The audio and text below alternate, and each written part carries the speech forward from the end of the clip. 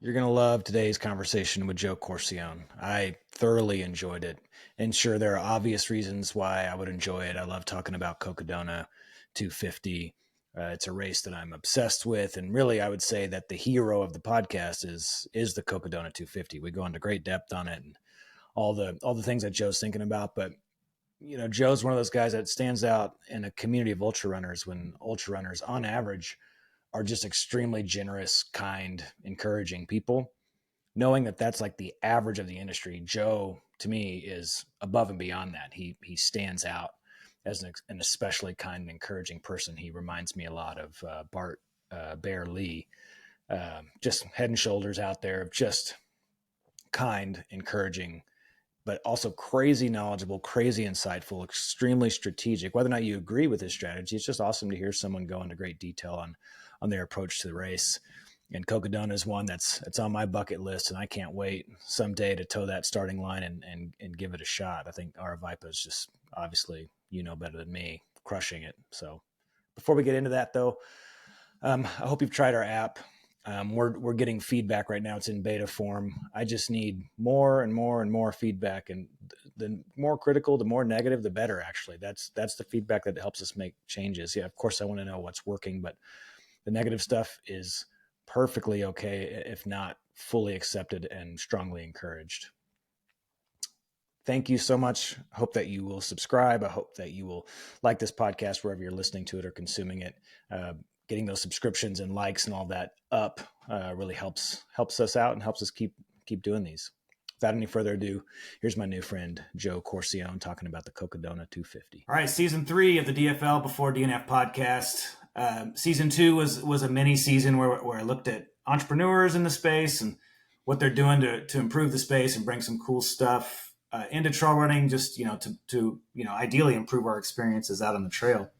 But here we are now in season 3, and really in season 3, like it's all about, I don't know, it first started as this idea of course recon, like this idea of just like, hey, maybe I'm never going to run Cocodona, or maybe I will, but how cool would it be just to listen to the history and the course and what to expect out on the course and what it's going to be like. And, and today with my guest, Joe Corcione of the Everyday Ultra podcast, to hear about like the butterflies in the stomach before 250, like just the whole thing. Like I want to connect with Joe about Cocodona. And I'm going to be doing this on a bunch of different episodes. But today, before we go any further, Joe Corcione, welcome to the DFL Before DNF podcast. I'm glad you're here. Josh, I'm honored to be here, man. Thank you for having me on. And I know I was saying this before we recorded, but dude, seeing everything you're doing with the podcast, with Borderlands, with everything you're doing for the trail community, man, like it's just truly amazing. So I want to say on behalf of everybody listening and myself, thank you for doing what you're doing. And seriously, the trail running community is better because you're doing it. And I'm honored to be a small part of it here, man. So excited to dive in with you. Right on. Well, I appreciate that. And everybody has a story. We could glean something from absolutely everybody, and regardless of what it is, if we're out there, we're trying to go big. We've got these big ambitions, these big dreams, and what? Not much bigger than Cocodona 250. Maybe now the Arizona Monster 309 miler, but bottom line, there's not much bigger than this. And so even before we talk about like what you're doing, let's just, I want my audience to understand a little bit about what you are. Because when I was saying to you before, my episodes that do really well are when I have really practical advice, a guest who has really practical advice on how to perform better. And maybe we get into some of that today, maybe we don't, but that's your world. Like you're a coach, your podcast is all about helping runners perform better, prepare for race day, all of the above. So can you give me like a 30,000 foot view of Everyday Ultra and who you are and what you're sort of passionate about? Yeah, 100%. Thank you so much for that. And I think you nailed it on the head, right? Like when you think about a race like Cocodona or even the Arizona Monster too, which I'm also signed up for as well. So, but are you serious? Yes, that's an after Cocodona thing. So that's a future Joe problem. But you nailed it. Like it's such a big thing. And I think, even when I first started to think about 200+ mile races, hell, even like 50-mile races, like there's a thought that pops into our head maybe sometimes. I think everybody's had this at one point where it's like, I don't know if I can do that. Can I do that thing? Right. And I can relate to that because, when I first started coming into ultra running, I mean, I came from a background where I didn't even run at all. Like I was very unathletic in high school. I was always picked last for every single pickup game. Didn't play any team sports except for golf. And that's arguably a sport. And I can say that because I golf. But, I think like my whole ethos with Everyday Ultra and why I kind of come with that background is whether it's 50 miles, 100 miles, 200 miles, 250, or even 300 now in this scenario, I believe it's accessible to anyone. And that doesn't mean that anyone can just do it out on a whim. You got to put in the training, you got to put in the work to do so. But I think it's so easy to look at something as gargantuan as Cocodona 250 and think like, oh, that's not for me. I can't do that thing. But what I've just, found, and, I battled addiction, I battled depression, I battled anxiety, and the whole concept around that. And obviously, there's a lot of details behind it, but the ethos of why I was so anxious, depressed, and getting addicted on drugs was because I truly believed I couldn't become someone that I was not in the moment, because at that moment I was unathletic, I wasn't confident, I wasn't able to fight myself out of a paper bag, and out of 250 miles you got to fight yourself out of a paper bag pretty much every mile. So having that gap and thinking that who I was a fixed notion of who I was and I couldn't get better made me feel stuck. And it was only that notion when I truly knew, and not just knew, but like saw the human element that we can all adapt, we can all get better as long as we're willing to put in the work and learn. That's when I learned that anything, whether it is running 250 miles, whether it is starting a business, whether it is becoming an entrepreneur when maybe you don't have an entrepreneurial background, like people can become anything they want to become. And so that led me on this journey to, yes, on the surface level, it was, running my first 100 miler, was training for an ultra marathon. It was, placing top 10 at Javelina 100 male, like coming from a background where I basically had no running, and it's not about the result, it's about the person I became. And I saw the 250 miles and I said, how can I become this person to do so? And now along this whole ethos of Everyday Ultra, to wrap the question up, is I want to give people the tools, the skills, the knowledge to say, hey, whatever ultra goal that you have in your life, you can accomplish. It doesn't matter where you are now. It matters what you're willing to do in the process, what you're willing to learn, and are you willing to put in the work to do so? And do you believe that you can? And through the journey of Everyday Ultra, I want people to accomplish their first ultra, run 250 miles, whatever that passion is. That's what I want them to do, and want people to know that no matter who you are now, doesn't define who you are in the future. You can always pave that path. And Cocodona 250 is just one of the many chapters that I'm trying to write to show that, hey, even this guy who is addicted on drugs, hopelessly unathletic, can run 250 miles. And obviously the story isn't done yet. We still got a few weeks until the main event, but I'm hoping that chapter defines that. And that's really what defines Everyday Ultra. That's great. So let's talk about kind of big picture what Cocodona is, and then talk about why from there why it is one of your chapters. So on a larger level, Cocodona was, as I understand it, it was Jamil Curry's baby, a dream of an idea, right, to get to roughly Phoenix, to roughly, if not precisely, Flagstaff. And for those that I've been to Arizona a couple of times. I have to look that up on a map to really appreciate what he wants, what that dream was. But it seems like you kind of get a little bit of everything in the course, right? So if you're starting, where's the start line now? I know it's varied, in the fire years it had a different, but where are you kicking off? Yeah, 100%. And first of all, shout out to Jamil for creating this epic project. And it's just so cool, the concept of running from pretty much Phoenix to Flagstaff, like even being in Arizona here. Like I live in Arizona right now too, so it's just a special thing. But so the race starts just outside of Black Canyon City. It used to start directly at Black Canyon City. They just changed it to now a small little place called Deep Canyon Ranch, which is pretty much in Black Canyon City. It's about 20 minutes north of Phoenix, essentially Phoenix, still the Sonoran Desert. And then basically you go through Deep Canyon Ranch, up the Black Canyon Trail, which everybody knows, the infamous Black Canyon 100K. Super you go iconic. through that trail. Then you just gun it straight up a mountain for just this treacherous, hot, exposed section, gnarly, gnarly, 10,000 feet of climbing and like 30 miles gnarly. up into Gosh. like a little old town called Crown King. It's a very, very little town. And, Oh man. basically a lot of the aid stations after that are really like these small little historic towns, minus Yeah. Prescott in there too, which is, a pretty established town in Arizona as well. But Yeah. it's awesome because you go through, the small towns and you go through bigger towns like Prescott, you go through mining Mm-hmm. town like Jerome, then you go into obviously Sedona, which everybody loves and knows, which is a cool part. But then you also Yeah. go into continuously a lot of these other smaller towns like Munns Park and things like that. But you go through Flagstaff. It's just what's super cool about it is you said it best. It encapsulates the greatest hits of Arizona, minus the Grand Canyon, I would say, Sure. because the Sure. Grand Canyon is definitely up there too. But Yeah. I see Cocodona 250 as an ode to Arizona. And what's super Yeah. cool is a lot of people think Arizona is just cacti and hot and desert. And you get that in the first part of Cocodona, don't get me wrong. But the second half, you're up at 7,000 feet. There's Yeah. pine trees. It's high elevation. It's cold. It's windy. Hell, there was even snow on top of Mount Eldon, which is the final summit at the end last year as well. So it Mm. beautifully captures the diversity of Arizona. And whether Yeah. you're someone who's lived here for your entire life and you just love the state, or if you want to see as much of Arizona in a condensed period as possible, Yeah. Cocodona is the race for that. So I call it the Ode to Arizona, which gets me so stoked to see it. And Yeah. I've seen pretty much all the public sections of the course already too, and it's beautiful, it's Oh man. different, it's diverse. So I'm so stoked to put it all together in a few weeks here. That's awesome. So there's a race that's probably many in the ultra community know about called Speed Goat, Mm. and up here at Snowbird up in outside of Salt Lake City, and it's the joke is that it's the shortest 100 miler out there, and it's a 50K. It's because it's such a hard 50K, and when you look at the course profile, it's I don't know exactly in what waves that 10,000 plus feet comes over the first 50K. It's not terribly different than Speed Goat. I mean, Speed Mm. Goat is an absolute it will humble you. I remember watching an interview with Michael Versteeg at the aid station on the other side of that first 50K of Cocodona, and him talking with another buddy. They were kind of laughing, like, "Hey, that was really hard. We're really good at this sport.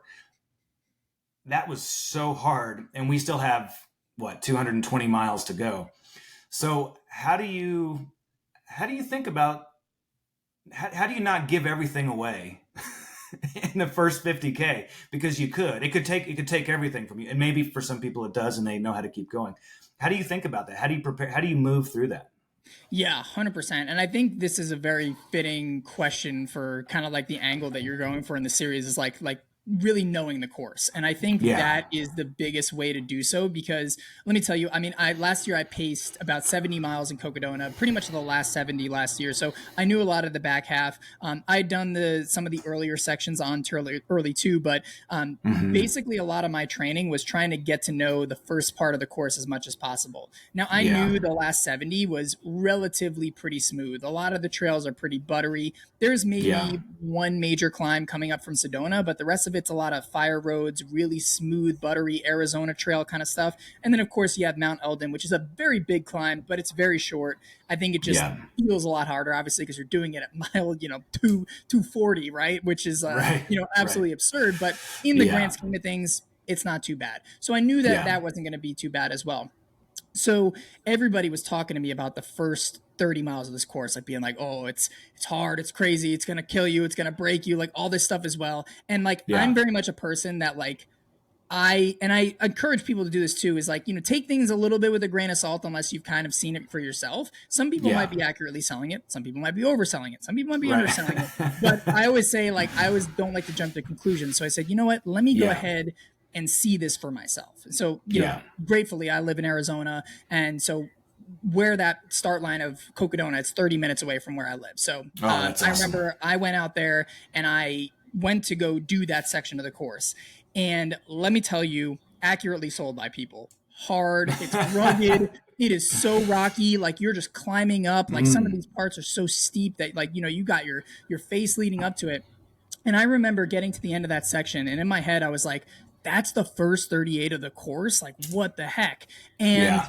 then it dawned on me, though, to say, oh, that's the first 38 of the course. Because knowing the rest of the course and knowing how rest and cruisy and flowy and pretty runnable and relatively flat the rest of the course is, that makes me think, wow, if I can get over this part, then pretty much the hardest part of the race is done. Now, I'm not undermining that you still have to go, another 210 miles, right? But in the end of the Sure. day, I think it comes down to just knowing the course. Because Yeah. the one thing that I was thinking was like, if someone didn't know what this section was like, or any of the rest of Cocodona, like think about it. If you don't know what the rest of Cocodona looks like, and you go through that first 37, what's going through your head? Oh my gosh, it's like this for 210 Yeah. miles. When the I'm reality out. is, it's not exactly. Like, you have Yeah. just gone through the hardest part. So for me, Yeah. I think it's just like really being a student of the course. And I'm not saying Yeah. you have to fly out to Arizona if you don't live local. Like, there's Sure. so much content on YouTube of videos and recon of the course. Like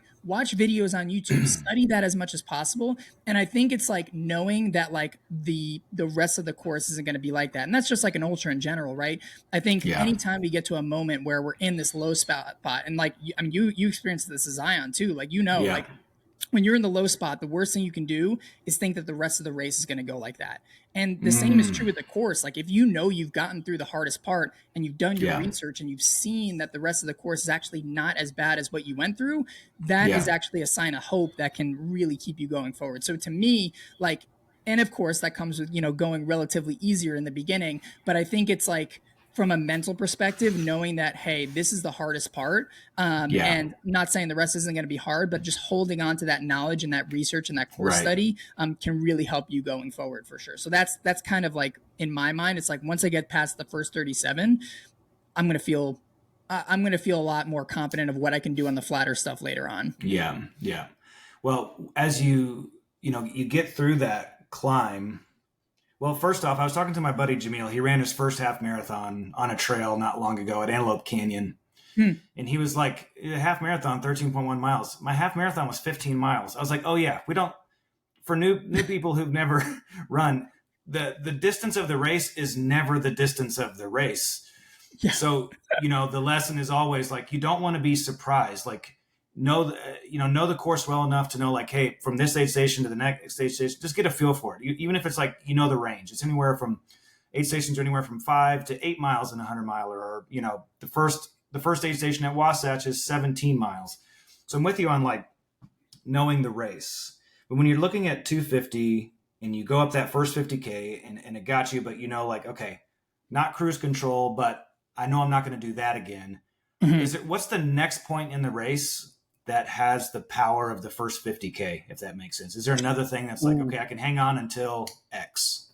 Yeah, it's a great thing. So it's a great question here, because I think maybe a lot of people would lean towards maybe one of the bigger climbs, right? Like Mount Mingus is pretty much the next big climb that you have on there, or maybe the climb out of Sedona, which is Kasner Canyon. So if you look at like the profile for Cocodona, right, it's smooth in the beginning, big jump up in that first 37. Then you're kind of like doing a pretty bomb downhill. Then you got like a little bit of a climb coming up again. Then you kind of level it out. Then you do another climb. Like, you can see the climbs are very concentrated. So you would think that a lot of those climbs are there. However, there's a lot of like actual sneaky parts that I found in my recon, and also talking with a lot of people who have done the race before, that can be very mentally challenging. 2 particular spots within the first 120 miles or so. So the first spot is a place called Fain Ranch. Now, if you look at Fain Ranch on paper, dead flat, you're in an open field, it seems like it's going to be, relatively smooth sailing. The problem is it's a cow field. And so cows are always on there just putting down like the terrain as much as possible. Now, I haven't ran this part because it's private property, so I haven't been on there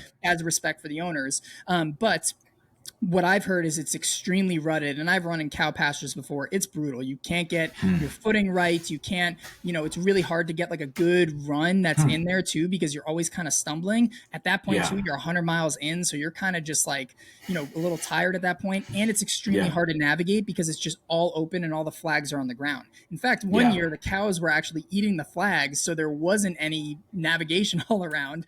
So people like were really getting lost in this field like crazy. So like mentally, and it's a long section too. So mentally, I think that's like one of the biggest kind of like mental things, because I think people underestimate how hard it is. And I think in our minds, like when our mind expects something to be easier than it is, and it ends up being harder than it is, it kind of goes into this like, oh my gosh, like what's going on? I'm not doing everything right. So I think that's like a big snag that people want to get through, or people need to get through too. The second sneaky part too is you climb up Mount Mingus, which isn't actually a bad climb. It actually makes the first 37 look like, I mean, when you compare it to Mingus, Mingus looks easy compared to that. It's Yeah. coming down. You come down into Jerome. It's a bomb descent down, but it's Uh, so rocky. It's so loose. You got baby head rocks. And uh, think about going down that in the dark, 100 miles on yes. your feet. It just like your feet are just slamming into your shoes. Like it Uh, hurts. You can't get your yeah. good footing. And basically, I haven't heard one person say, oh, that section isn't bad. Everyone's like, that section's brutal. Just bear Yeah, down and get through it. Yeah. exactly. Because it's all downhill. And you expect, like, again, in your mind, like, oh, it's downhill. My mind thinks we can make up time at this section. So, and Yeah. it's a long descent and you're not moving as fast as you want to. So I think Yeah. that's like the other big mental thing as well. So what I've heard with 250 is like, sure, you have hard parts of the course, like the like the first 37, but you also need to like really just mentally just take Mm, care of yourself to not let it tail yeah. spin out and basically have no expectations. And I think those are the two spots where you Hmm. can set an expectation based on the course profile and what you see. But from when Yeah. you experience it, it's a lot harder on paper, which in turn I think could even be worse than just knowing that the first 37 sucks and, then mismatching your expectations. So I think that's the Yeah. next big two parts that are very pivotal in Cocodona. So coming down that loose gravel, I mean, I think about being fresh off Zion. I think about I can feel it, not just like conceptualize it like in my toes. What's your shoe strategy on something like that? I mean, are you a size up kind of guy? Like if you're a 10, put on 11 so your feet are swelling, but you're going downhill. Is it just unavoidable to feel that absurd toe pain? You know what I'm Yeah. talking about? Going downhill Oh, and it's scrunching up the end.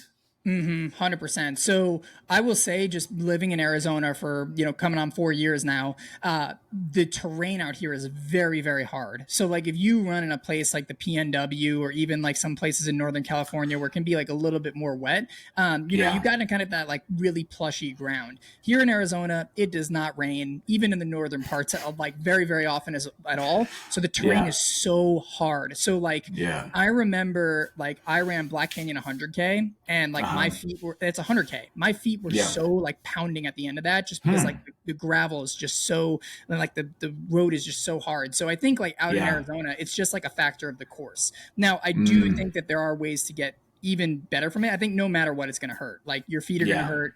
It's going to be rough on the feet, but I'm a size up kind of guy. So my Yeah. feet are a 10, but I wear an 11 on all my trail shoes. And the reason Okay. why that is because like I know my feet do swell, and if your feet swell in there as well, like that pressure that it's going to get from like moving around a little bit is just going to like cause your feet to not only be very uncomfortable, but you can also get a little bit more blisters on there as well. Now, a Yeah. lot of people might say, and you will feel your feet maybe moving around a little bit more if you have a little bit more room, because think about it, your foot has more room to kind of go around.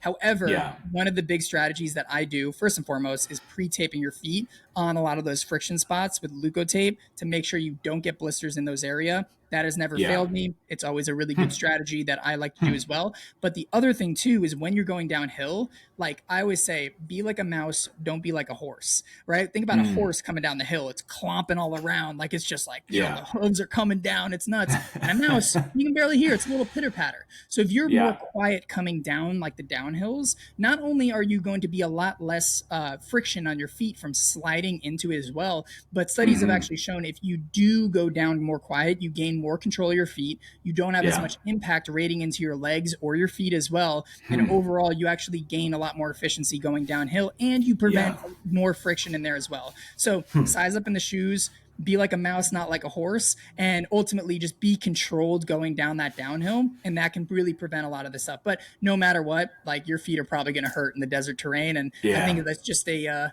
that's one of the great gifts that we get here in AZ for sure. Yeah. So there's a point, not for elites, not for people who do great. I mean, yes, they will deal with this too, just in a different way than maybe mid pack and back of the pack. But is there a point at which you're looking at this 250 miles and hey, even if I'm having a great day, I am going to be completely spent by no matter how good the day is. Mile 175, I'm done.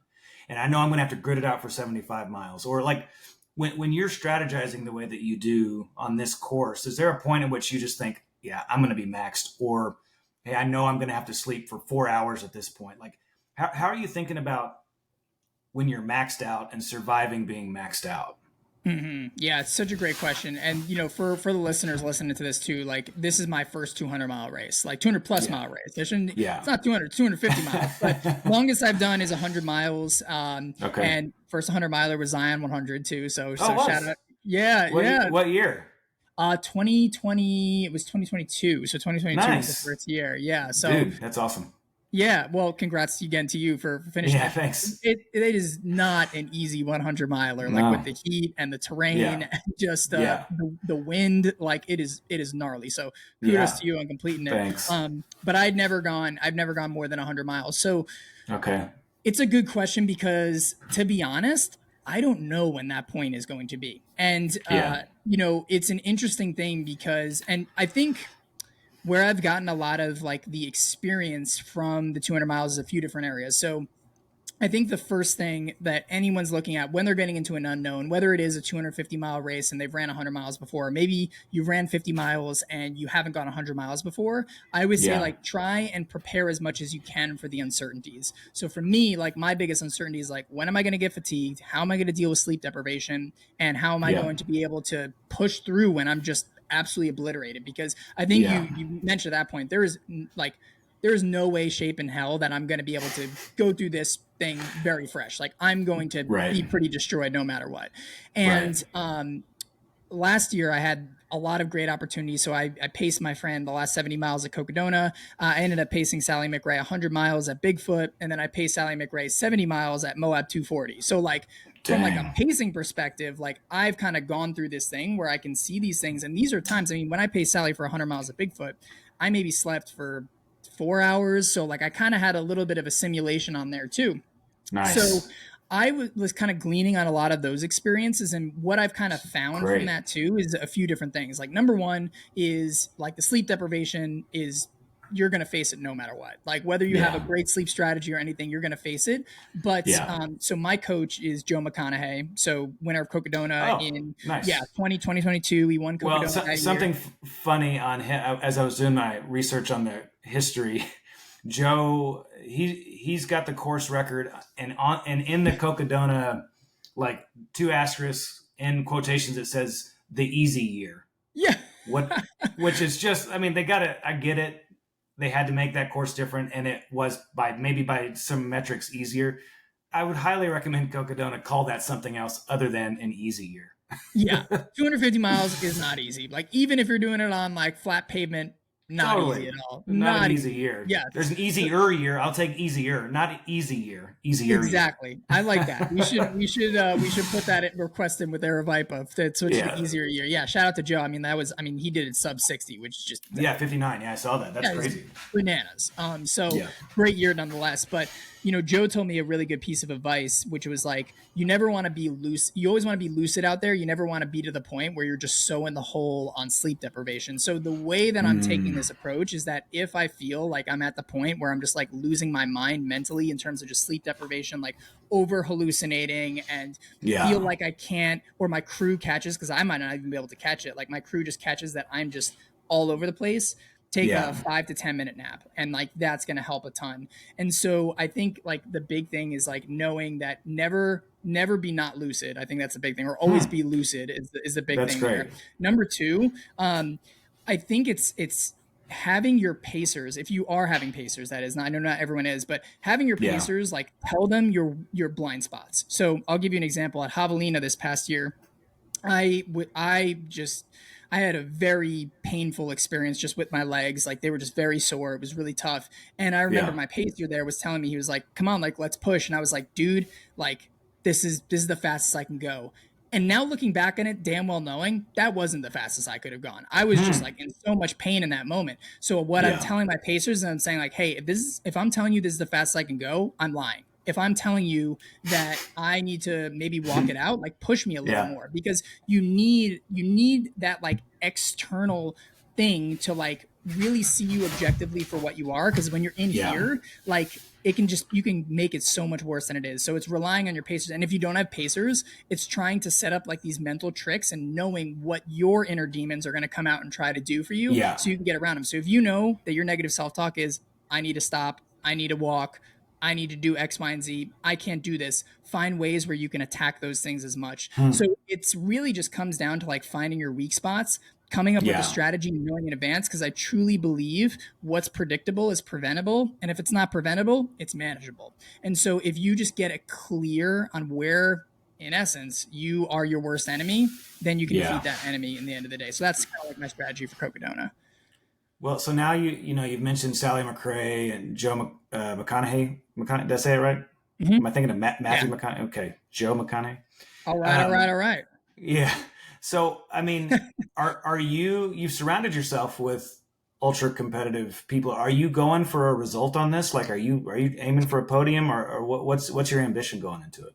Oh man. So I tried to be I guess like my big thing is I've definitely tried to be a little quiet on this because like man, there's so many Sure. good competitors this year. Mike Yeah. McKnight, returning champion from last year, Yeah. current course record, I guess on the hard course, and Yeah, the hard year. No, yeah, yeah, he's the hard year, and then like so there's three. So I guess when there's like maybe they've run it three times, and each one it's like there's the hard year, the easy year, and then Michael Versteeg is a marketing he's built it around him. So for some reason he gets like he's the fastest ever, except he's not the fastest ever at the course, but people just love him, want to talk about him. exactly. Yeah, shout out to Versteeg. I loved your episode with him, by the way. That Yeah, was thanks. so Yeah, he's freaking great. good. He's Yeah, so he is the chill. man. Yeah, but he'll Yeah. be back. So Mike will be back. Mike Versteeg will be back. Mike McKnight will be back. Joe will be back. There's also so many other good competitors. Jeff Yeah. Browning, Arlen Yeah. Glick. I mean, like, Yeah. I think Finn from Single Track, is he running yeah, it? Finn Yeah, I think is he's been running it obsessing too. over it. Yeah. Yeah, and he's got the FKT in the 100-mile wilderness, and he's I done know, the he's AT. fast. Yeah, he's fast. Like he got seventh at Desert Rats at 100K like recently. Like he can boogie. So Yeah. there's a lot of great people. So I Yeah. don't say this to disrespect anyone on the field. However, Yeah. like I would love to be up there, and Yeah. I very much have seen myself as more of like someone who's more inclined to the 100-mile distance, but I'm when you kind of just get something in there where he says like I think this could be for me. And again, Yes. I will not know until 2 Yeah. weeks into it, but I will say like ever since I heard about Cocodona or just 200s in general, or even like I've always had this like idea of like I would love to, do the whole Appalachian Trail and, just Yeah. be out in this very, very long multi-day kind of stuff. Like that's always like had spoken to me inside. And Yeah. so I think, and I'm very confident in my training, and I truly believe I would love to be up there. I would love to be up on the Yeah. podium.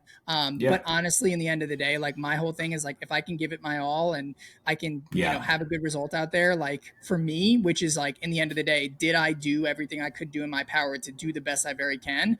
Whether that's Yeah. first place, fifth place, 10th place. I know it's such a cliche answer, but like I try and protect myself in that way because like I don't want to see this as like a loss if I get, Sure. eighth place and Yeah. like it's like, dude, you just Right. ran the farthest you've ever ran. Like, and so Yeah. I don't want to like set myself up for disappointment, but in the end of the day, Yeah. I'd be lying I said if I wasn't looking for that podium for sure. I love it. I love it. And is Sally running Cocodona? She's not this year. She's Okay. preparing for Western States, which is super Oh, exciting. hell for yeah. her. So, yeah, she Oh, did the man. Grand Slam last year, so I think she's she's going back to the 100-miler, which is cool. So yeah, I'm Nice. excited to see her go out and rip in. She's been working with Coop, so I think she's gonna Nice. have an awesome race out there. So I'm stoked for her. Nice. I know that there's a Salt Lake runner, Elsa Jaworski. She's running Yes. Cocodona. But yeah, I was trying to get down to the starting line. A dude who started this company, Roman Run, Ryan, I think's Yeah. his name. He's coming to run it. There's a lot of people I just want to come see, and I just want to be in the area. Oh, and Breeze Partouche from Satisfy running. He's going to be there, bringing Satisfy vibes. I mean, it's just like this is what I love about Aravipa is that they know how to make it a party. They know how better than anyone else to bring like ultra competitive vibes, ultra competitive like everything, and a party for everybody else. And I want to Yes. be there. Yes, dude, it's so cool. And like that was the vibe that I got when I first went to Cocodona last year. Like, and so I was pacing Cocodona and I wasn't even racing. And I remember being at the finish line and seeing, I was seeing like elite runners who like had never run 200 miles, but they're just there hanging out, and people who Yeah, I look up to in the sport, and it's just like it's amazing. It's just so I cool know. because like you would think 250 miles is so niche, and it is true in the relative Yeah, sport of running, but like yeah, even if someone is a marathoner, like, or anything, like they're there. Like it's so cool yeah. to see that. And I just love how Air Vipers created the community. And I think what's so cool is that Cocodona has only been around. This is going to be year number I 4 know. for them. I And know. right now it is gearing up to be the most competitive 200-mile race in Yeah, in in 4 years, which is bananas. And I so know. I I think that's know. a testament to like the just like you said, the allure, the hype, the community building that Aravaipa Yeah, does. And yeah, I mean, I think if you're ever in Arizona, like anyone listening here, and even Colorado too, they're in Colorado. They're also in the East Coast now too. Like if you're in yeah, there and you have the time to get in an Aravaipa race, even if it's just one of the local races that's on a weekend, like yeah, it is. They are just some of the best people that I've ever met. And yeah, shout out Jamil, shout out everybody over there, that team. Like it's just yeah, so cool. So I'm excited yeah. to be a part of that Cocodona Yeah, adventure. yeah, he's built something super. I mean, obviously super special down there. We're not breaking news here, but Yeah. just Right. just wanting to acknowledge how hard it, because Western states, it's where you go to be competitive. Like Yeah. 323 people, that's where you go to be competitive. Vacation races, you don't necessarily go to a vacation race at Zion, Antelope Canyon, or Mhm. Bryce to be competitive, but you go to work hard. And so they both have their things, and somehow Aravipa doesn't cheapen the elite experience, Yes. and doesn't make the back of the pack people feel like shit for being slow, Hmm. even though we're highlighting like, hey, Jeff Browning's here this year, and everybody who's going big and going for it. It's a special thing. Yeah, dude. And I've actually never thought of it like that, but that's so true. It's so true. And I think, to kind of come back to what I was saying earlier in the first question, it's like, I think Cocodona, what's super cool about Cocodona too, is that there's no like requirement for signing up for Cocodona. There Are isn't. you And like serious? some people might be like, oh, that's dumb or anything like that. Like, dude, one of my good friends, the guy who I paced last year, his first ultra marathon was Cocodona. Like his first ever. Like he had never run a 50K, never done a 50 miler. But how freaking Nice. cool is that? Like it is Yes. making ultra running accessible. Now I'm not saying Yeah. again, like if you've never ran like a mile, like don't sign up for Cocodona and like just Please. expect to Yeah. walk out there. Please, like for Yeah. like this is something you got to train for. However, like it's not like you have to go through all these prerequisites to like say like, hey, like if you want, like I love how the vibe of it, it's like if you want to run a 250-mile race, like go for it. And like even so, like when people like write into me, and I'm sure you get this too, they're like, I want to run 200 miles, but like I don't know if I can. And I'm like, you can, like like Yeah. 100%, like you can, like if I can, you can. And that's nothing on me. It's Yeah. just if you're human, you can accomplish any goal. And I think just Yeah. having that ethos of Cocodona where they're like, hey, you don't have to do any pre-race requirements. You don't have to run like 100 miles or 200 miles before. Like it's just like if you want to do this, come party with us, and you're one of Yeah. us in the end of the day. And I think, Yeah. man, dude, it just gets me chills. Like it's just like Yeah. that's Totally. trail running, baby. Like that is Yeah. awesome. Well, in light of that, knowing that you're not couched to 250 miles, I saw you post that you were at the Istria 100. Mhm. What was your as someone who's a coach and who's obviously a student of these crazy mileage, performance at high mileage, what what has been your lead up in terms of races, not just volume, but like races, Mhm. and sitting where you're sitting now? Do you feel like it's been the right lead up? Mhm. Have you put in the right work, do you think? Or no way to know yet? Yeah, no, this is such a great question. I've been reflecting on it a lot, and yes, I think so. And to give you just kind of how I'm feeling like about the training, like, and I know you reached out about this too, but man, I was supposed to have my last long run, 8 hour run. Oh. Yeah, man, like this past Monday, I was supposed to have Yeah. like my last long run, like the last kind of like simulation, just kind of going through it.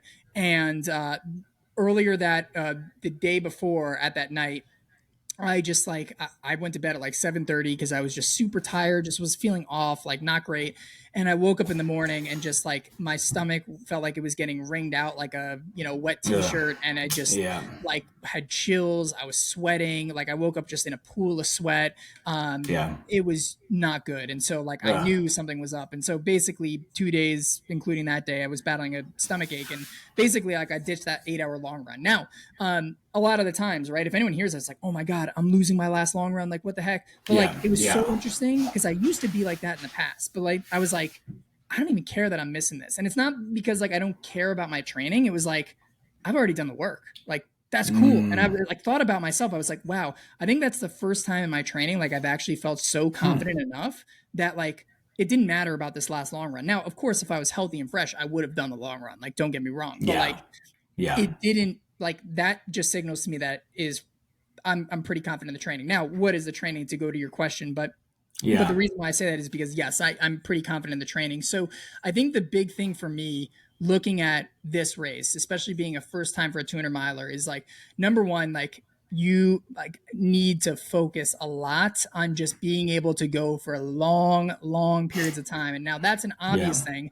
but for the past 2 years, I mean, my A race has been Javelina 100, and I've been trying to go for a fast time on that. So my whole thing was Yeah. trying to get fitter and faster at the 100-mile distance, not trying to go for longer, right? So doing a lot more speed work, doing a lot more faster stuff. But here it was being able to slow down, master the art of power hiking, and being able to get good at not just mentally suffering, because I think everybody knows you need to be good at that, but honestly, Yeah. physically suffering. Like, how do you Right. train your body to be durable? Like, I think a lot of the times Yeah. it's so sexy in ultra running, and I think it's a very, very important thing. We talk about the mental toughness and everything, but like also too, like you got to be able to physically, Yeah. carry your body for very long periods of time. Yes. So for me, it was a lot of looking at my training and saying like, how can I build durability? How can I be able to Yeah. go for longer periods of time and feel better throughout? So I wasn't focused on getting faster. I was focusing more on can I sustain the same pace over longer periods of time while feeling better in the moment. So even though I wasn't focused on Hmm. knocking my overall pace down, I was more focused on can I sustain this pace for longer periods of time? And when people look at speed, right, they generally just think it's, oh, let me just take my pace down from like a 12-minute mile to an 11:30 mile. Yeah, that's great, that's awesome. But for a race like Cocodona, I'd rather take a 12-minute pace, hold it for longer periods of time, Yeah. have an Yes. 11:30 pace and have me peter off a little bit quicker. So for Yeah. me, it was just time on feet, a lot of long runs, a lot of durabilities. Now my races kind of leading up to this, and this is always anytime you're looking at tune-up races in the middle of an A race, each tune-up race should have a specific goal and a specific purpose in there as well. So for Hmm. me, I had two races in the lead up for this. I had Elephant Mountain 50K, which was the it was the first week of February, and then I had Okay. Istria 110K, which was first week of April, so about a month out for the Yep. race.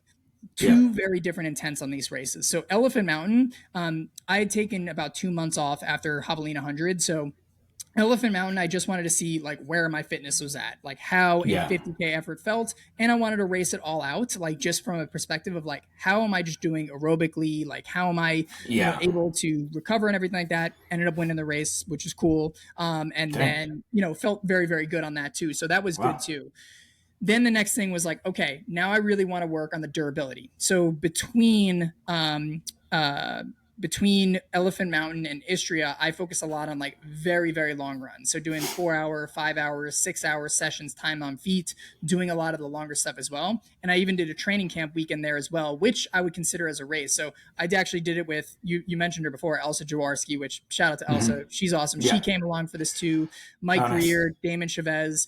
Basically, we did 3 days where we did day one was 30 miles. We did the section from Mingus Mountain to Jerome, so that nasty descent I was talking about. The second Yeah. day, we did the Nice. first 37 miles, so another section that Dang. we mentioned on here. And Day then the two. third day, Nice. yeah, the day two. So yeah, then day three, we did from Crown King to Prescott, which was 45 miles. Now, in that, notice the mileage is building day after day after day. And I Yeah. barely even slept between either of these days as well. And the whole thing in training is you want to minimize the uncertainties that you are training for in the race. So, like, my Hmm. uncertainties was how am I going to feel doing back to back very long days? How am I going to feel being sleep deprived? And that was the test onto there as well. And honestly, man, like I felt great. I never felt Hmm. sore. I rarely felt tired. Wow. everything kind of checked out, which was kind of strange for me. So that was the big thing. Then that left Istria in the bark. So it's like, okay, your durability is good. You're physically feeling good. And I really asked myself this question. I said, man, I know at Cocodona, I'm going to be mentally getting into this really tough spot, like just dark zone, like just in the shit, like in just like this Yeah. dark spot. And I asked myself, I was like, when was the last time I felt that? And I was like, I really felt that like last at Javelina in, last year, which was October. And I was like, damn, Hmm. I don't know if I want my first time in a while being in that spot, being in Cocodona. So I was like, how can I get to that spot in the best way possible? So for Istria, what I did was the week before, I ran 100 miles. Hmm. Istria is in Croatia, by the way. I'm in Yeah. Arizona. I flew into Croatia after doing a pretty like decent few days of speed work and things beforehand just to tire myself out. Wednesday I fly over, get into Europe at Thursday, and it's a huge time jump. It's like 9 hour time change. Yeah. Race was on Saturday, so I'm jet lagged. I'm super super tired, and basically my whole plan was the first half run it just easy, but the second half like run it balls to the wall. And that second half I'd pushed so incredibly hard. I was facing so much fatigue. Like Hmm. my legs were pretty much fresh for 0% of the race. But I got into that mode of suffering, Yeah. and I ended up like positive splitting the 100K, which was kind of nuts. And Okay. then but like at the end of that, like I was like, wow, I overcame so much, and like I Yeah. feel like I got like a grip on like that mental suffering piece. Now again, that suffering is probably going to feel different at mile 200, but like at least I got a taste of it and got to like wrangle it and got to hold on Yeah. to it so that I'm ready in there. So basically, to encapsulate the entire thing, look at your Yeah. weak spots, look at the skills you need to do, find a way that you can implement those in your races and either training camp weekends or long runs. And that's going to formulate a plan. A lot of times when people go into a plan, and this is the last point before I stop blabbing here, but the last thing is like a lot of the times people come and they're saying, I'm feeling nervous about the race. I don't know if I can finish. I don't know if I can do it. That generally Yeah. means something was off in the training, because confidence is built by showing yourself that you can do it. It's not built by just like shouting affirmations in the mirror, being like, I can fucking do this. I can do this. Like, I got this. Yeah. Like, blah. No, it's like if you and your training are like, I've gone through the suffering and I went through this, or I gone through 3 back-to-back long days and I came out okay. Like, that's real. That's real confidence. Like, that's real Right. confidence. That's not Yeah. this like BS kind of stuff. So how can you create those experiences in training to be confident for race day? I feel like I did that pretty well in Cocodona. Shout out to my Yeah. coach, Joe McConaughey, for also whipping it up as well. Yeah. I got to give him credit too there for that too. But that was the whole training. So that was a very long answer, but I wanted to be in depth as possible. Oh, So I love it. I love it. So two things on regarding Michael McKnight. yes, He's getting like super ripped. He's in the gym hardcore, and number two, he pours raw milk all over himself often. I'm just curious your take on those. More interested in the first one. Are you putting what? Are you putting time in the gym as well as this massive volume of miles? I mean, I'm sure it comes in blocks and all that stuff. But what sort of emphasis are you putting on weight training yeah, I in this will whole say. process? Yeah, good question. I will say first and foremost, shout out to Mike. I think Mike's the guy to beat this year. I Yeah, genuinely think that he's the fittest I've ever seen him. yeah, He he's seems hungry the most too. confident. Yep, he seems so dialed. I even sent him a text and I was like, dude, I was like, your training is scaring me. I was like, you're gonna be tough to beat out there. Yeah, So yeah, shout out to love it. Mike. He's just put in Yeah, the training on there as well. So for me, I actually haven't been on the strength training as much, and so for me, it's more so.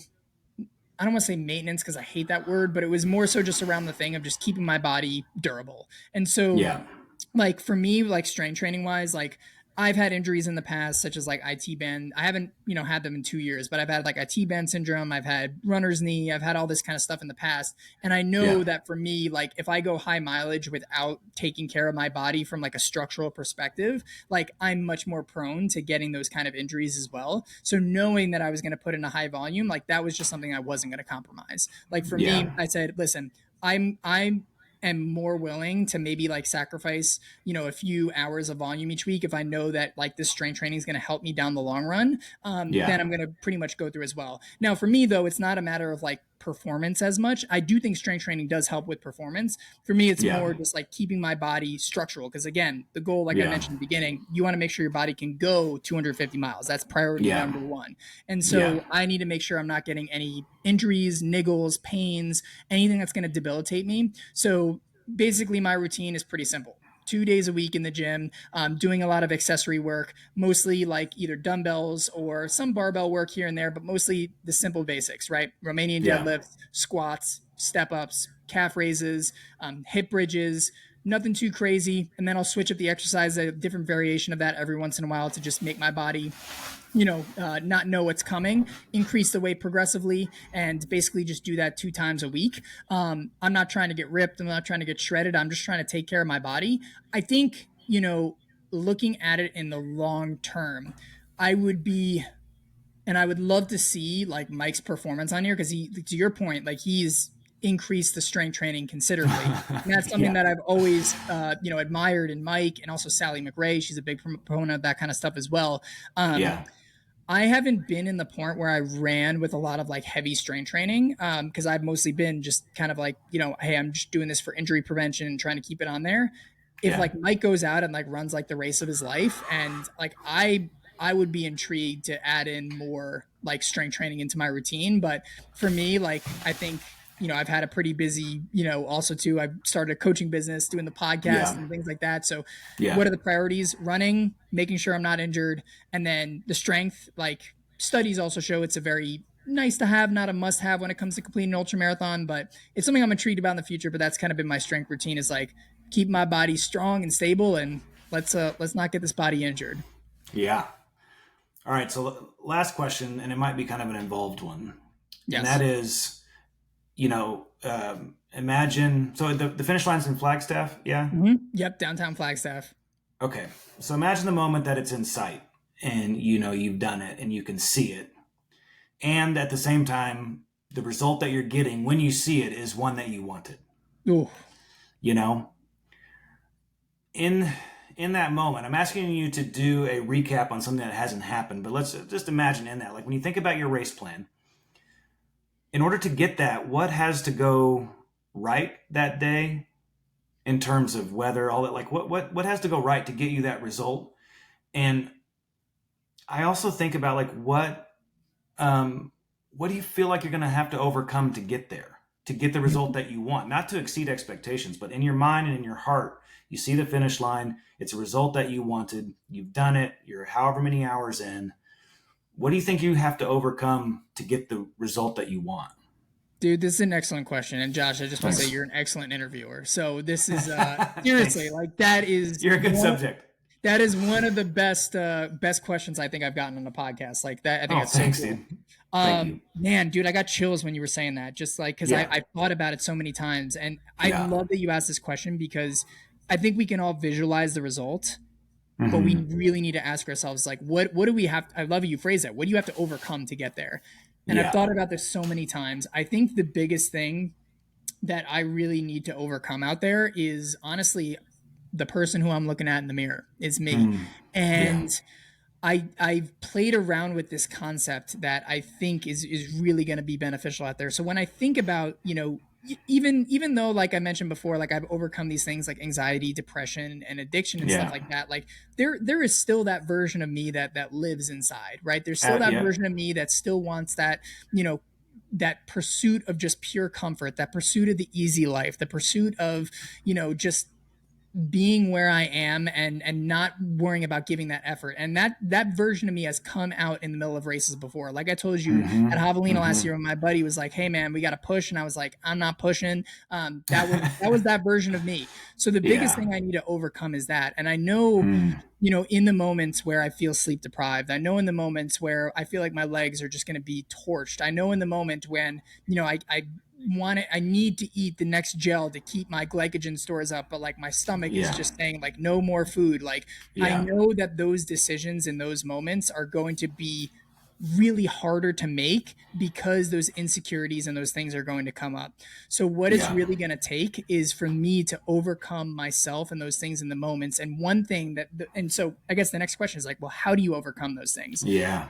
And I say this, in those moments, don't be that person. And you're like, okay, well, that sounds super easy. But it's a concept that I've been studying really, really in depth lately called the alter ego effect. So Oh, I loved your fantastic book. post on that. That Oh, thank you, was, that man. was really good I content. appreciate that. Yeah, thank you. Yeah. Well, so this concept, because I had been getting the same kind of thoughts and stuff, and you can come up with all this ninja stuff like Yeah. reframing the thoughts and everything like that. But I wanted to go deeper on it. So I started to read this book called The Alter Ego Effect, and if you look at like a very high performers, right, Kobe Bryant, right, Beyonce Yeah. Knowles, you look at even fictional high performers like Bruce Wayne, right? They all had what? They all had alter egos. Kobe Bryant Yeah. had the Black Mamba. I love it. Beyonce had Sasha Fierce. Batman or Superman, or sorry, I'm getting all my superheroes mixed up, but Bruce Wayne had Batman, right? Yeah. They all did the great things in their life, not as a version of themselves, but as their alter ego. And so your alter ego is someone that you step into the moment that Oh, has the qualities that you want to endure in that moment. Now, a yeah. lot of times people might say, oh, that's just you being an actor. That's you being not you. I say BS because here's the Yeah. thing, your alter ego is the best versions of yourself. Anytime you see a character who's in a movie and you feel just inspired by them, or maybe you see someone like a Sally McRae, or maybe you see someone like Josh going out and finishing 100 miles, right? And you get Yeah. inspired by that, right? The Yeah. reason why you're getting inspired by that is because there's a part of you inside that resonates with it, and you know that's a part of you. And so Yeah. if you can take those qualities and intentionally write them down on a piece of paper and create this alter ego that you step into, that's going to allow you to get through all of the BS, the negative things, the insecurities that maybe you as a person has in that moment because you're not being that person in the moment. And so what's Yeah. super cool is it sounds woo-woo, it sounds like just crazy, but this is actually backed by science. There was actually an Ivy League study done where they took two groups of kids. And they gave them a set of complex math problems to solve. They looked at one group of kids and said, hey, just solve these math problems, right? Solve these math problems as you, solve these math problems as you. The second group, they said, hey, solve these math problems as your favorite superhero or fictional character. So they had these kids solving these problems as if they were Whoa. Batman or Dora the Explorer or Wonder Woman or anything like that. And what they noticed was that the group that pretended to be one of those heroes, they were able Wow. to not only solve the problems quicker, but they were allowed to be more resilient. So what they saw was when they hit a problem, the other group would be more likely to quit, and the other group would be like, Batman doesn't quit, or Dora Explorer thinks about how to do these things. They were able That's to so solve it a good. lot more quicker. So taking this concept, I created this alter ego for me called Lupo, the wolf. So if you see over here, I have these wolf mats to remind myself Yeah. of that. I was thinking about that as you were talking. Like, is that the mask? That's the Yeah. mask. Yeah, and I actually have one of me wearing that mask in the post. But Yeah. Lupo for me, like anytime you're creating an alter ego, you want to write down like the things, the animals, the people, the superheroes that inspire you. So for me, there was two different things. Like number one, it was the wolf. Like I always loved the wolf Yeah. because the wolf is bred for endurance. It's bred to go long distances. That's how it kills its prey. And so when I'm in an ultra Yeah. marathon, that's what I want to embody. Two, it's for the pack. It's for the people. It does a very social animal. And for me, like being on this everyday ultra mission, serving clients, I'm doing this to help to inspire other people. So I love that as well. The second thing Yeah. is Rocky Balboa, man. Dude, Rocky was one of my favorite movies growing up. Let me tell you, the first time I saw that fight where he's getting Yeah. the crap beaten out of him by Apollo Creed Yeah. and he's a nobody and he's getting Yeah. back up and he's telling Apollo, like, dude, come here. Like, let's keep Yeah. going. I can Like, see it in my bro, mind. Yep. oh, dude, that gets me. I got chills up and down my body. Like, that's like who I wanted to be. So I created the Yeah. alter ego of Lupo. Lupo means wolf in Italian. You got the wolf part, and then the Oh, Italian, nice. The Italian Italian stallion of Rocky stallion. Balboa. Yeah. So in those moments, I become the wolf. So what's going to require me to go past the negative thoughts, the pain in my Yeah. legs, the overwhelming fatigue that I'm going to get Yeah. when I can't open my eyes is I'm going to step into Lupo and I'm going to defeat that weaker part of myself. And ultimately, that's going to be the person who's crossing the finish line. But here's the reality. Like, even though it's Lupo crossing the finish line, Lupo is a part of me and your alter ego is a part of you. Yeah. So like, I'm really stepping into that as much as possible. I'm watching wolf documentaries. I'm rewatching Rocky. Like that's how like I'm preparing for the last parts of the race. So that's going to require me to step into the highest version of myself, which is the alter ego. Well, make sure that your pacers, if you start yelling Adrian or howling or anything like that, that they're getting that they get their phones out and we have that because Exactly. I think that's so good, and this is what I love about the 250 is that I mean, in the 100, and for really anybody, this is for some people this is a half marathon discussion, and that is you gotta you got to go beyond who you are sometimes. You got to figure out how to do that because life necessitates that. And even though this is an elective suffering, it has implications on who we are day in and day out. And so I love for you that, you know, the 250 is bringing this out in you and that you're sharing it with all of us. I think also we'd be remiss if we didn't give Candace Burt some credit over at Destination Trail Races for, you know, the innovation that she brought. I mean, to going further than 100, you know, like that, the absurdity of that. And so her building these incredible races, and we mentioned it earlier, the Arizona 300, but then, you know, for then our VIPA to bring its flavor of 250. And this is, you know, this is the good parts of capitalism doing its thing of building off of each other, you know, more innovation. We'll go further. Let's just make 100 miles better, all that sort of stuff. Like, I think the mixture of all this and you talking about Lupo and all that, like, this is like the power of what we're doing. And hopefully we get the results that we want. But even if we don't, there's something so just amazingly powerful about what we're out there doing. And Joe, your podcast, Everyday Ultra, and just who you are and your enthusiasm, you're an encourager. You know, you embody all the best parts of the sport. So thanks for joining me today. It really is an honor. You're so kind in your encouragement. You're the type of guy that, you know, everybody should have around. Oh, thank you. Hey, man, all the same to you, man. I will reiterate what I said in the beginning. Like, the trail running space is so much better because you're in it and what you're creating and highlighting stories and creating community. Like, Josh, seriously, from behalf of me and the whole trail running community, man, like, you are awesome and we appreciate all you do. So thank you. Thank you for not just having me on the show, but for being just such a steward in the community, man. Like, seriously, it's amazing. Thanks, man. Well, let's do this again soon. Absolutely, man. All right. So dude,